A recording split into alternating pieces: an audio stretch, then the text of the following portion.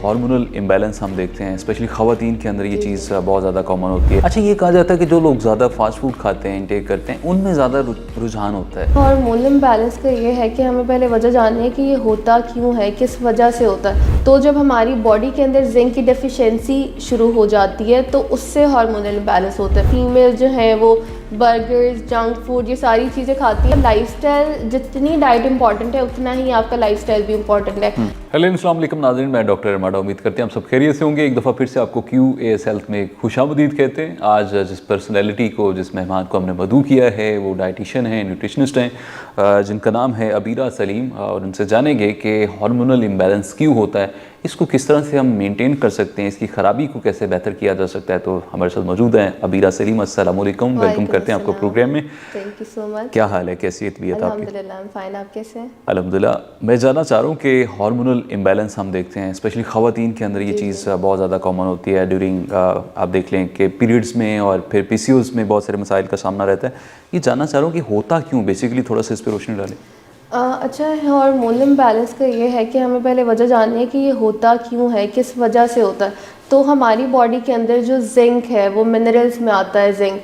तो जब हमारी बॉडी के अंदर जिंक की डेफिशिएंसी शुरू हो जाती है तो उससे हार्मोनल इम्बैलेंस होता है, क्योंकि हमारी बॉडी के अंदर 300 एंजाइम्स जो हैं वो जिंक बनाता है, उनको काम करवाता है, उनको चलाता है, उनका फंक्शन परफॉर्म करवाता है। तो जब हमारी बॉडी में जिंक की डेफिशिएंसी स्टार्ट हो जाती है तो फिर हार्मोनल इम्बैलेंस स्टार्ट हो जाता है, क्योंकि जितना भी मेल और फीमेल सेक्सुअल जो प्रोसेस है या एंडोक्राइन सिस्टम है वो सारे का सारा जिंक चला रहा है। तो जैसे ही हमारी बॉडी के अंदर जिंक की डेफिशिएंसी होना शुरू होती है तो हम हार्मोनल इम्बैलेंस की तरफ जाते हैं। ठीक है। अच्छा, ये कहा जाता है कि जो लोग ज़्यादा फास्ट फूड खाते हैं, इंटेक करते हैं, उनमें ज़्यादा रुझान होता है। इसकी क्या वजह है कि क्या न्यूट्रिशनल पूरी कैपेसिटी नहीं हो पा रही होती या कमी को पूरा नहीं किया जा रहा होता? बिल्कुल ऐसे ही है। जैसे जंक फूड के अंदर आप देखें हमें 3 चीज़ें मिल रही होती है, carbohydrates, protein and fat. Like these are the macronutrients के जो आपकी मतलब बॉडी में मसल बढ़ाते हैं या काम करवाते हैं, लेकिन हमें जो मिनरल्स हैं वो नहीं मिल रहे होते। अगर आप जंक फूड की बात करें तो आपको पता है कि हमारा जितना भी चिकन है कंटामिनेटेड है, हम जो खा रहे हैं उसको हार्मोनल इंजेक्शन लगाए जाते हैं, उसमें कार्सिनोजन पाया जाता है। तो थिंक अबाउट इट कि हम इतना ज़्यादा इनटेक ऑफ चिकन और फीमेल जो हैं वो बर्गर्स, जंक फूड, ये सारी चीज़ें खाती हैं, तो उसकी वजह से 90% 95% जो हमारा हार्मोनल इम्बैलेंस है वो intake of chicken, intake of junk food और जितनी भी बेक्ड आइटम्स हैं या जितनी भी कोल्ड ड्रिंक्स हैं उससे होता है। ठीक है। ये भी जानना चाह रहा हूँ कि हमारे यहाँ मतलब ज़्यादातर ये रुझान भी है कि स्लीपिंग हैबिट्स अच्छी ना होने की वजह से हार्मोनल इम्बैलेंस का भी शिकार हो जाते हैं। तो क्या समझते हैं कि स्लीपिंग हैबिट्स क्या होने चाहिए?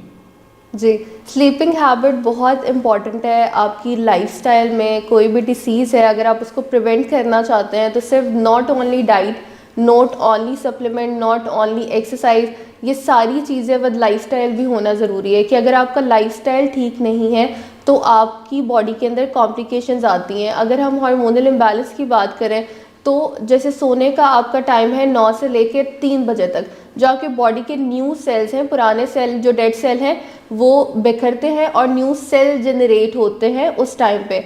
तो ऑब्वियसली एक मेल या फीमेल है अगर वो अपनी प्रॉपर स्लीप नहीं लेता, इसका मतलब है जो उसके न्यू सेल्स हैं वो दोबारा डेवलप नहीं हो रहे उस स्लीप की वजह से। प्रॉपर स्लीप होता है कि इतने आवर्स होना है, एक ये होता है कि आपने सोना कब है, क्योंकि एक टाइम फ्रेम भी है, एक कुदरत का निज़ाम है, उसको हमने फॉलो तो करना है। इस पे भी बताएं कि सोना कब है और कितने आवर्स आपने नींद पूरी करनी। ठीक है, 8 आवर्स तो है कि आपने प्रॉपर स्लीप लेनी है, 8 घंटे। और जो सोने का टाइम मैंने आपको बताया कि 9 बजे से लेकर 2 बजे तक, तहज्जुद के टाइम तक भी आप कह सकते हैं, 9 बजे से लेकर 2 बजे तक वही टाइम फ्रेम होता है जिसके अंदर आपकी बॉडी जनरेट करती है, आपका जो न्यूरोलॉजिकल सिस्टम है, आपके दिमाग को जो सिग्नल जाता है कि ये टाइम सोने का, और तब इसने सेल न्यू बनाना, जनरेट करना स्टार्ट करता है। तो 8 आवर्स स्लीप आप ले या 6 आवर्स भी ले, लेकिन द थिंग इज़ कि वो विदाउट एनी मेंटल स्ट्रेस और प्रॉपर स्लीप होनी चाहिए। Proper sleep is important, not the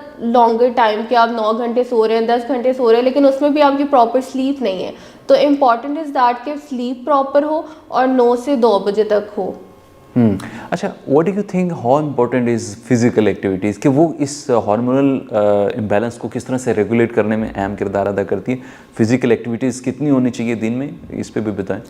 ठीक है, फिज़िकल एक्टिविटी जैसे मैंने पहले बात की कि सिर्फ डाइट से अगर हम कहें या सिर्फ लाइफस्टाइल से कहें तो all the thing were like combined together, ना कि आपका लाइफस्टाइल जितनी डाइट इंपॉर्टेंट है उतना ही आपका लाइफस्टाइल भी इंपॉर्टेंट है। अगर आप इनटेक करते हैं हेल्दी डाइट और उसके साथ आप एक्सरसाइज नहीं कर रहे, आपकी फिजिकल एक्टिविटी नहीं है, तो इट मीन्स दैट कि आपने जो भी डाइट इनटेक की है वो बर्न ही नहीं होगी, वो in the form of energy convert ही नहीं होगी आपकी बॉडी में। तो एक बहुत मज़े की लाइन है कि if you can't afford exercise 1.5 hour, तो देन ये जितने भी घंटे हैं फिर आप तैयार हो जाएं वो हॉस्पिटल में गुजारने के लिए। So that's the thing, exercise is very important in your life. अगर आप टाइम निकाल के 1.5 आवर एक्सरसाइज करते हैं तो इट मीन्स दैट कि आप उस सिवियरिटी से जो कल आपको हॉस्पिटल में देखना पड़ेगा टाइम, आप उससे बच रहे हैं। राइट। अच्छा, पीसीओएस की जब हम बात करते हैं उसमें भी हार्मोनल इम्बैलेंस होता है, तो उसमें हाइजीन का बड़ा किरदार होता है। क्या समझते हैं कि हाइजीन कितनी इंपॉर्टेंस है और किस तरह से इसको बेहतर किया जा सकता है? जी बिल्कुल, ऐसे ही है कि पहले तो हमें प्रिवेंट करना चाहिए उससे पहले, लेकिन अगर हम पीसीओएस हो गया है, हार्मोनल इम्बैलेंस हो गया, तो उसमें हमारी हाइजीन बहुत इंपॉर्टेंट है। आप देखें कि जैसे हमारे पाकिस्तान में जो फीमेल्स हैं दे आर नॉट ऑफनली like talk about these kind of things.